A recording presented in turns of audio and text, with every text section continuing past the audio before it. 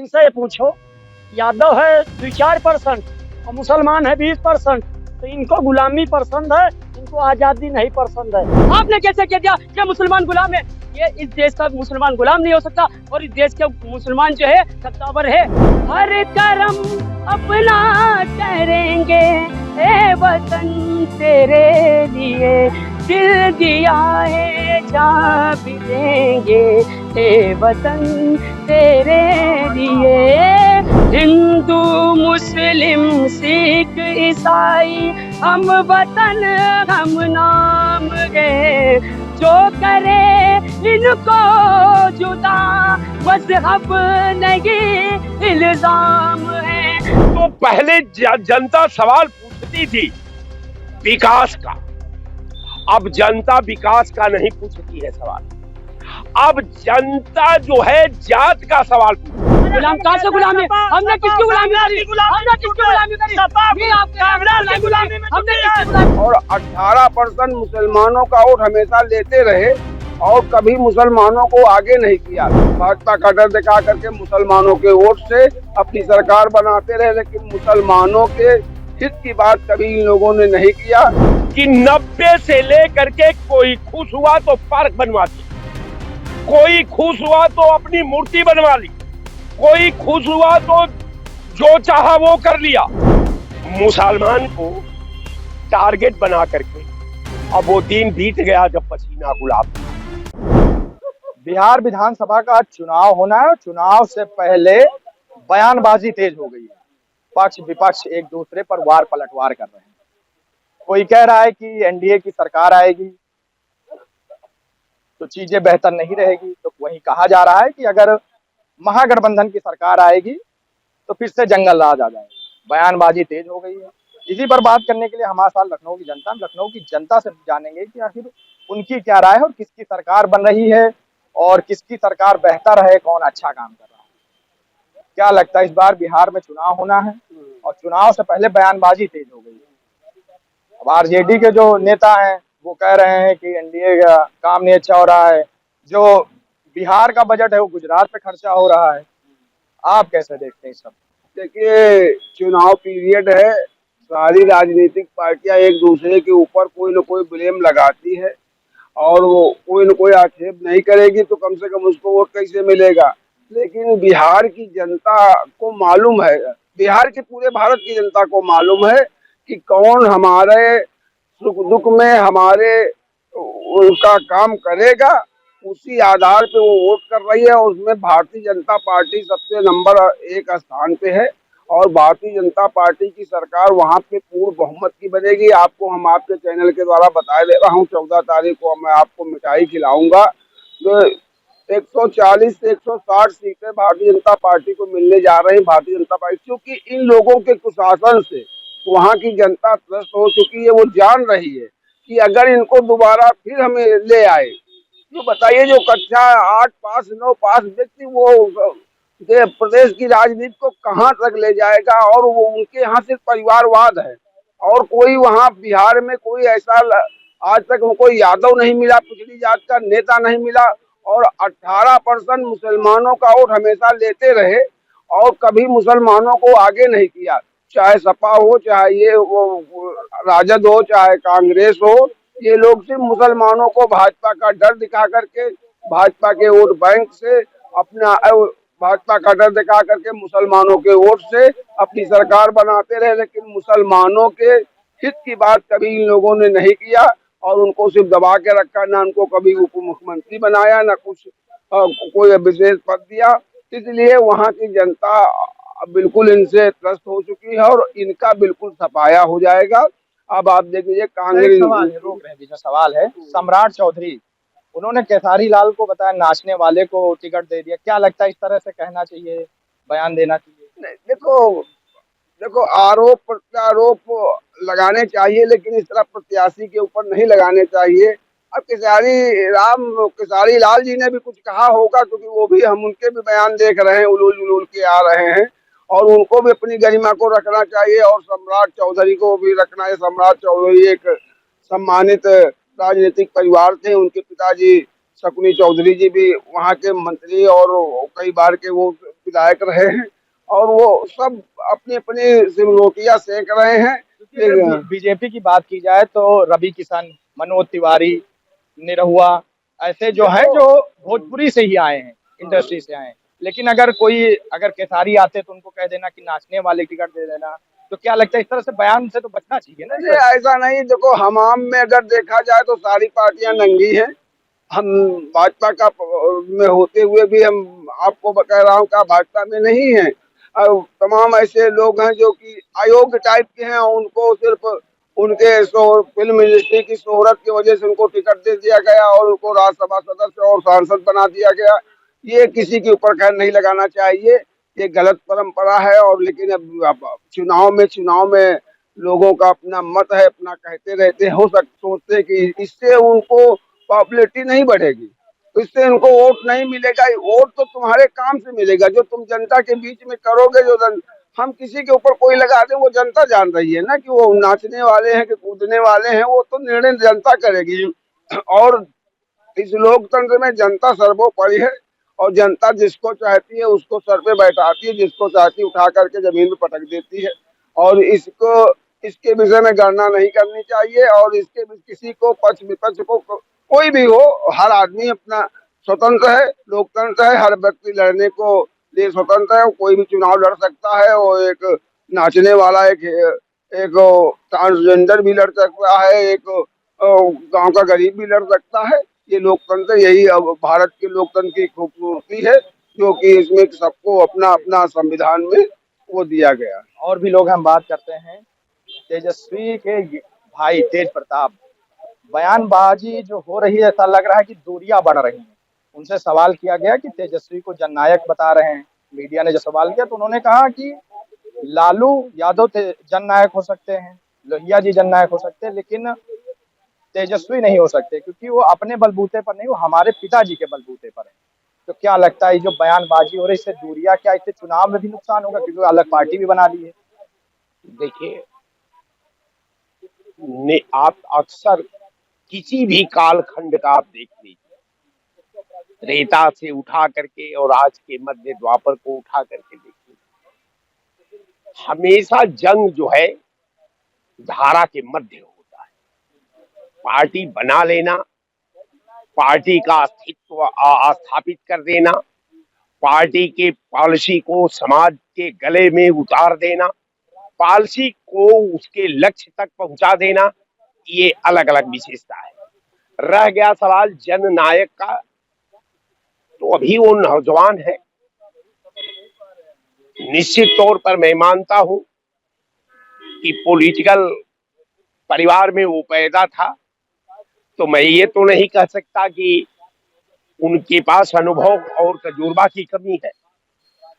जब मान लीजिए कि एन केन पर आके वो आदमी मंत्रिमंडल में अपनी सहभागिता कर दी, मंत्रिमंडल का मेंबर हो गया, पॉलिसी बनाने का वो एक उसका पैरे का इम्पोर्टेंट अंग हो गया, तो उसको अदरवाइज तो नहीं लिया जा सकता। रह गया जननायक, तो जननायक जो लोग कहते हैं, हर वर्कर, हर समर्थक अपने नेता को अलग अलग रूप में महिमा मंडन करने का काम करते हैं। ये भी कोई बहुत बड़ा गंभीर विषय नहीं है कि इस पे डिस्कशन किया जाए। रह गया सवाल कि वहां चुनावी गणित का। बिहार, आपने एक लाइन बहुत अच्छा पूछा था, आचार्य जी बोल रहे थे, एक दौर था हिंदुस्तान में कि काम पर वोट मिलता था। जनता आपको वोट देती थी तो काम पहले आपको देती थी। आज जब आप चुनाव जीत कर जाते थे, जब फिर उसके यहाँ जाते थे तो वो आपसे सवाल करती थी कि आपने तो हमसे कहा, लेकिन अमुक अमुक काम तो आपने कराया, लेकिन अभी अब अमुक अमुक काम हमारा बाकी है, ये कब कराएंगे। तो पहले जनता सवाल पूछती थी विकास का, अब जनता विकास का नहीं पूछती है सवाल। अब जनता जो है जात का सवाल पूछती है, जनता धर्म का सवाल पूछती है, जनता दलित का सवाल पूछती है, जनता माइनॉरिटी का सवाल पूछती है।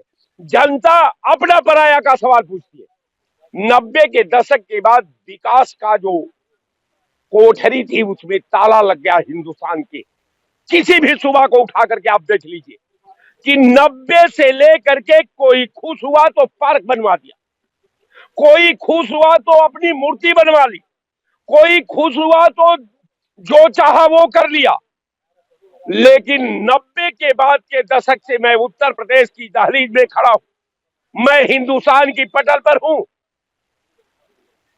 10 गो कारखाना का नाम बता दीजिए 11 साल के कालखंड में कि जहां सरकार ने 20,000 लोगों को नौकरी दे दिया हो, ऐसा कोई कल कारखाना नहीं। प्रधानमंत्री मोदी ने मन की बात की है, उसमें कहा है कि जीएसटी बचत उत्सव था, उसका जिक्र करते हुए कहा कि जो स्वदेशी सामान है उसमें भारी बढ़ोतरी हुई बिक्री में।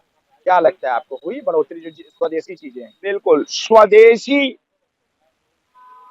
इन्होंने जो स्वदेशी का बात कर रहे हैं, प्रधानमंत्री जी हैं हमारे बहुत बड़े गणितज्ञ हैं साहब, श्लोक के तो स्पेशलिस्ट हैं संस्कृत में, उतना बड़ा विद्वान देश के अंदर कोई नहीं है व्यक्ति। श्लोक भी बोलते हैं, उनके श्लोक को आप लोग सुनिए, उस पर अमल करिए। जीएसटी लगा करके स्वदेशी का भारतीय जनता पार्टी ने हरण कर लिया। स्वदेशी के हथियार अस्तित्व को जो है जीएसटी का पहला को जोड़ करके पूरे राष्ट्र के अतीत से लेकर के और भविष्य तक का हरण करके देश को चौराहे पर खड़ा करा दिया। दुनिया में ऐसा रिपोर्ट नहीं पाए होंगे कि जो सरकार जीएसटी की उपलब्धि बता करके लागू की, वो सरकार अब जीएसटी को घटा करके अपनी उपलब्धि बता रही है। तो निश्चित तौर पर स्वदेशी को जीएसटी के हथियार से हरण कर लिया गया। कैसे? जैसे रावण ने सीता को हरण कर लिया। अब भाई सबसे बड़ी बात है कि भाई मैं बार बार आप लोगों से सवाल सुनता हूं, बिहार में वोट, आखिर वोट क्यों? आपको एमपी बनने के लिए, आपको एमएलए बनने के लिए, आपका मुख्यमंत्री आपको बनाने के लिए, आपको प्रधानमंत्री बनाने के लिए बिहार की जनता पूछ रही है कि 20 साल का विकास का कार्ड पेश करो। वोट विकास के नाम पर होने जा रहा है, तो विकास में 20 साल में 20 कारखाना का नाम बताओ।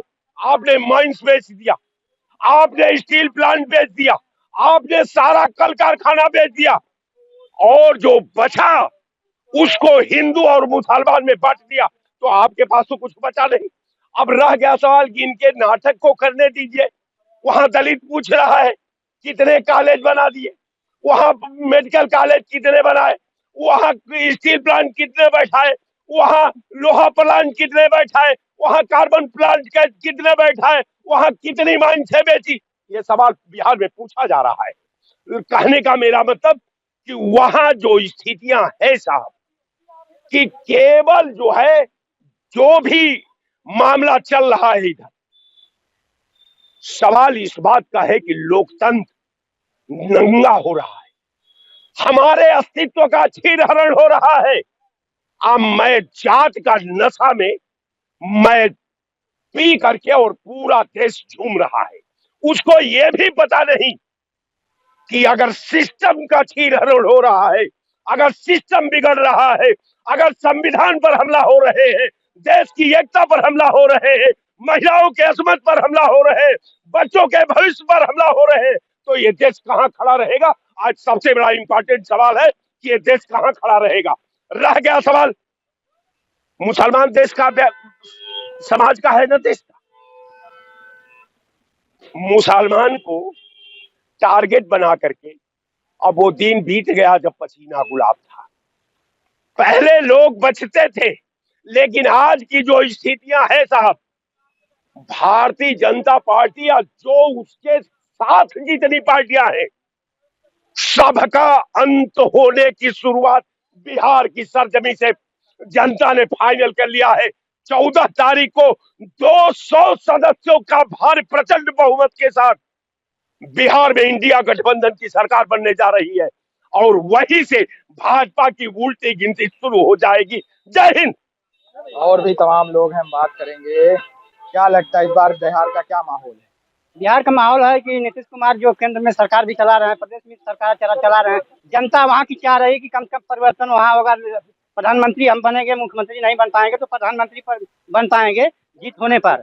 और वहाँ की स्थिति बहुत गरीबी रेखा से नीचे है, कोई जात भेदभाव नहीं, वहाँ बड़ी बड़ी जिम्मेदारी है, इसके नाते से वहाँ का विकास नहीं होता। देश चाह रहा है कि इसमें बदलाव हो जाए, देश में प्रधानमंत्री नीतीश कुमार हो जाए।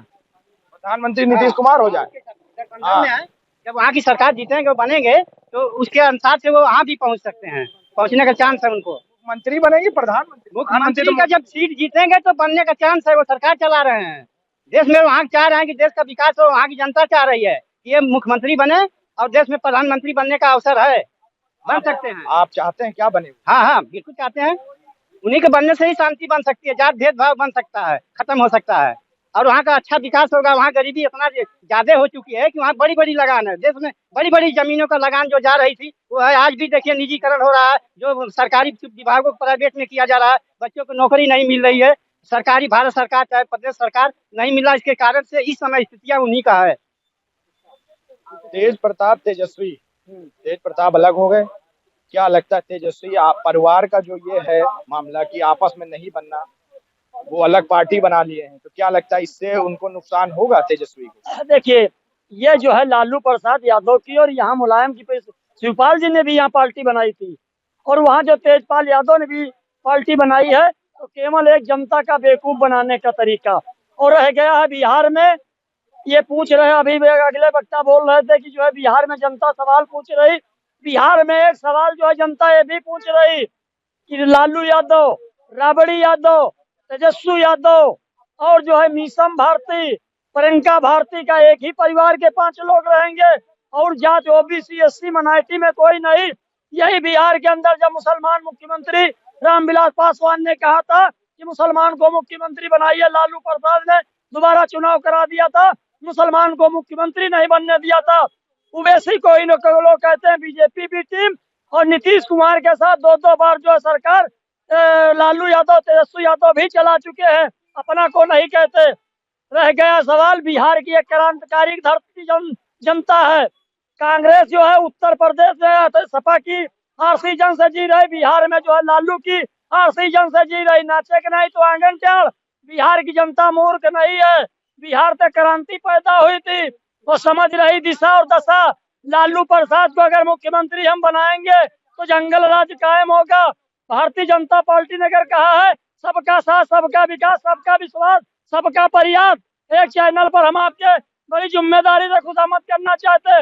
अगर लालू प्रसाद ने मुसलमान को बिहार में मुख्यमंत्री नहीं बनने दिया था, अभी कल तेजस्वी मुख्यमंत्री प्रोजेक्ट 2-4% है, सहनी एक डिप्टी सीएम प्रोजेक्ट हुआ 2% है, मुसलमान 20% है। बिहार के मुसलमान भाइयों से हम हाथ जोड़ के गुजारिश कर रहे हैं कि जो है इस वक्त लालू प्रसाद कांग्रेस से कसर निकाल लो। अगर मुसलमान यहाँ खड़ा है तो देन कांग्रेस की है। आज समाजवादी कांग्रेस ने मुसलमानों का लोकसभा और राज्यसभा विधानसभा विधान परिषद में प्रतिनिधित्व खत्म करने का काम किया। ठेकेदारी अगर किसी ने मुसलमानों की है तो कांग्रेस ने बिहार में, लालू ने उत्तर प्रदेश में, अखिलेश मुलायम ने 1 मिनट इन लोगों को जो है जड़बुनियाद से उखाड़ना चाहिए। रह गया सवाल, मुसलमान मूर्ख नहीं है, मुसलमान कांग्रेस को और जो है राष्ट्रीय जनता दल को कूड़े में उठा के फेंकेगा और पुनः नीतीश कुमार मुख्यमंत्री बनेंगे और असरुद्दीन ओवैसी की 20 सीटें विधानसभा में आएंगी पटना में। ये आने वाला समय खुद ही तय कर देगा। नीतीश कुमार बता रहे हैं मुख्यमंत्री बनेंगे, क्या लगता है? पहले तो आपका चैनल का मैं तहे दिल से इस्तकबाल करता हूँ। जिनसे मैं उत्तर प्रदेश मेरठ से बिलोंग करता हूँ, मैं किसी काम से आया हुआ था, मैंने देखा आपका चैनल यहाँ पर चल रहा है, तो मैं ये कहना चाहता हूँ उत्तर प्रदेश में क्या पूरे ऑल इंडिया के अंदर जिसकी भी सरकार बने, या देश के प्रधानमंत्री मोदी जी हो या योगी जी हो, उत्तर प्रदेश के मुख्यमंत्री हमारे, तो मैं सबका तहे दिल से इस्तकबाल करता हूँ। बस मैं ये बात कहना चाहता हूँ कि युवाओं पे ध्यान दें कि आज युवा पीछे जा रहा है। अगर हमारा युवा तरक्की नहीं करेगा, अगर हमारा युवा तरक्की करते करते अगर वो पीछे चला जाएगा तो आज हमारा देश भी तरक्की नहीं कर पाएगा। बिहार के अंदर जो चुनाव का माहौल जो चल रहा है, मैं वहाँ के लोगों से अपील करता हूँ, अपनी माओ से, अपनी बहनों से और अपने बुजुर्गाने देन से, अगर जिसको भी मुख्यमंत्री बनाए ऐसा आदमी को बनाए जो देश को चलाए। उस आदमी को बिल्कुल भी न बनाए, मुख्यमंत्री न बनाए और प्रधानमंत्री न बनाए जो देश को नहीं चला पाएगा। देश आपके हिसाब से कौन मुख्यमंत्री वहां पे लायक है, बनने के लायक है? आपकी क्या राय? आप किसको देखते हैं कि ये बढ़िया काम कर सकता है? देखो जी, मैं अगर कहने पाऊँ कि वहाँ का मुख्यमंत्री कौन बनना चाहिए, इस चीज से मुझे फोकस नहीं करता मैं राजनीति से। मैं तो सिर्फ अपना काम पे फोकस करता हूँ। मैं वो ये बात कहूंगा फिर से, मुख्यमंत्री वही बने जो देश को चलाए। चाहे किसी को तो पसंद करते होंगे ना कि इस बंदे में दम है, ये चला सकता है, ये बढ़िया राजनीति कर सकता है, विकास की बात करेगा। किसी को देखते होंगे ना, आप वोट डालते होंगे ना। वोट तो जैसे यहाँ पर है तो वैसे वहां भी तो कोई लगता होगा ना कि ये बढ़िया काम करेगा, इसकी नीति अच्छी है, इसकी सोच अच्छी है, ये नेता बढ़िया काम करेगा। नीतीश कुमार जी वहाँ के मुख्यमंत्री मौजूद है। तो उन्होंने गठबंधन करा था, किससे करा था? जब वो मुख्यमंत्री बने थे किससे करा था बताइए? आप बताइए, हमें तो पता है, आप जनता को बताइए ना। जिन उन्होंने बीजेपी से करा था, है नहीं? बीजेपी सही है। ठीक है। तो बीजेपी के जो कार्यकर्ता हैं और जो बीजेपी के लोग हैं, भी हमारे मेरठ में एक सोशल मीडिया पे वीडियो अपलोड हुई थी जिसमें एक भाई को अपने घर से रेस्टोरेंट से निकलना था और बीजेपी के वहाँ के राज्य मंत्री हैं, उनका नाम सचिन तोमर जी ऐसे कुछ नाम है उनका। तो उनके कार्यकर्ताओं ने उस बंदे की नाक सड़क पर निकलवा दी। काहे की नहीं है कि वो अपनी कार क्रॉस कर रहे थे और वो उन्होंने दारू पी रखी थी। तो मैं ये कहना चाहता हूँ अपने हिंदुस्तान के लोगों से और अपने भाइयों से, अगर जिसे भी चुने अच्छे आदमी को चुने, चाहे वो बीजेपी का हो या कांग्रेस का हो या समाजवादी पार्टी का हो, किसी के भी नेतागण हो सकता है, वो मुख्यमंत्री अच्छा बनना चाहिए। अच्छा, आप मुस्लिम समाज से आते हैं, असदुद्दीन ओवैसी कैसे नेता, उनकी बातें कैसी लगती हैं आपको? क्योंकि वो भी चुनाव लड़ रहे हैं। देखो जी, मैं आपको बता दूं, अगर मैं उत्तर प्रदेश में किसी को बिलोंग करता हूँ और किसी दिल से मानता हूँ तो अखिलेश यादव जी। मैं ओवैसी जी को नहीं जानता। अखिलेश यादव बढ़िया काम कर रहे हैं। अखिलेश यादव जी बहुत बढ़िया काम कर रहे हैं। हाँ, और उत्तर प्रदेश के मुख्यमंत्री योगी जी कैसा काम किया, उनके काम से खुश हैं? मतलब जैसे युवाओं की बात करें, युवाओं के लिए जो उन्होंने काम किया है, क्या लगता है सही कि और कुछ करना चाहिए? क्या लगता है आपकी क्या राय? मेरी राय तो ये है, देखो मैं एक बात कहना चाहता हूँ कि उत्तर प्रदेश के अंदर योगी जी आए, उत्तर प्रदेश के अंदर 2 बार विधानसभा में बैठे, 2 बारी के मुख्यमंत्री हैं। उन्होंने जो भी काम किया हो तो उन्होंने जो है उत्तर प्रदेश के मुख्यमंत्री जी योगी आदित्यनाथ जी का मैं तहे दिल से इस्तकबाल करता हूँ। मैं उनकी बुराई करना नहीं चाहता क्योंकि वो हमारे स्टेट के मुख्यमंत्री हैं।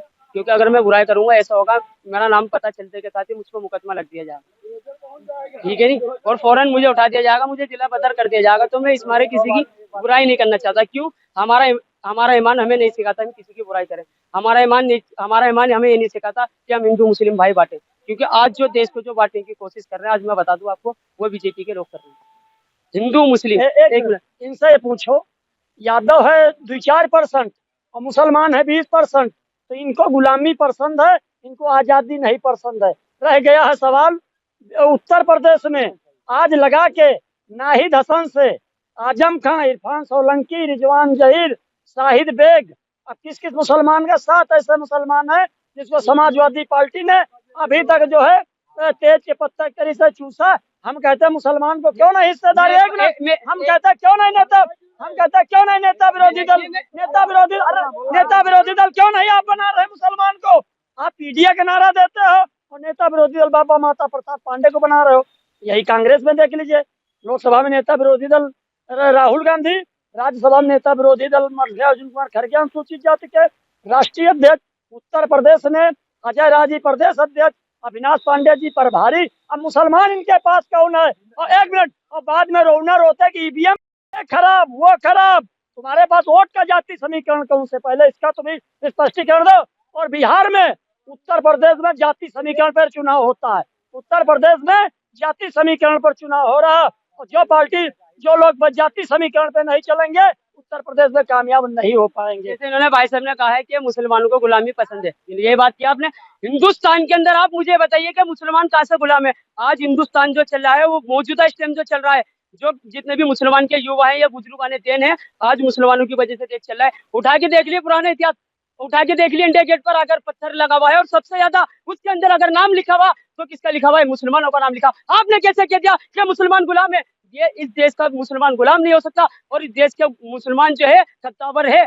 हमने देश के साथ गुलामी नहीं करी। हमारे देश में डॉक्टर अब्दुल कलाम साहब ने देश को बहुत बड़ी क्या मिसाइल बना के दी। क्या डॉक्टर कलाम कौन थे? कौन सा बताइए आप, कौन सा डॉक्टर अब्दुल कलाम साहब? आप बातें कर रहे हैं, अनपढ़ वाली बातें कर रहे हैं, जाहिल वाली बातें कर रहे हैं। डॉक्टर अब्दुल कलाम साहब जो है देश के राष्ट्रपति थे, उन्होंने देश को मिसाइल देने का काम किया। समझ में आ गई। और आपने कहा और सलमान खान कौन है? मुसलमान है। शाहरुख खान कौन है? मुसलमान है। हैं? बड़े बड़े सिंगर रफी साहब कौन थे? मुसलमान थे। मोहम्मद अजीज कौन थे? मुसलमान थे। और उन्होंने देश को बढ़ाने की कोशिश करी। आज बड़े बड़े हिंदुस्तान के अंदर और दुनिया के अंदर चले जाइए, शाहरुख खान जी का नाम है। किस नाम से? शाहरुख खान के देश से आए। और आप बातें कर रहे हैं। और मैं आपको एक गीत सुनाना चाहता हूँ मोहम्मद अजीज साहब का। हर करम अपना करेंगे ए वतन तेरे लिए, दिल दिया है जान भी देंगे ए वतन तेरे लिए, दिल दिया है जान भी देंगे ए वतन तेरे लिए।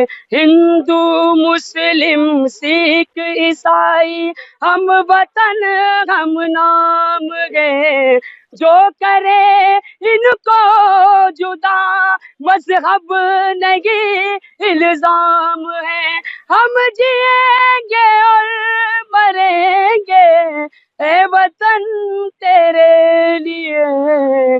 तो आप मुसलमान को गद्दार कैसे बता सकते हैं? अरे नहीं, आपने इस्तेमाल करा, बढ़िया इस्तेमाल करा। नहीं, आपने कहा कि देश का मुसलमान गद्दार। गुलाम गुलाम गुलाम कहाँ से गुलामी? हमने किसकी गुलामी करी? हमने किसकी गुलामी करी?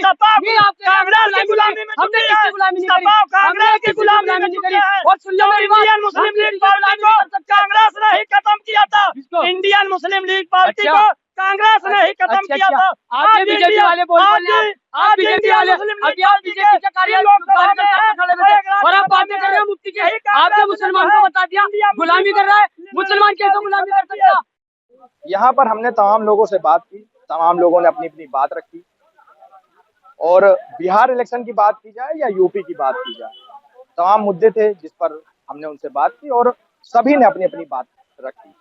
सहयोगी अंकित के साथ मोहम्मद आबिद, न्यूज़ 7 हिंदी, लखनऊ।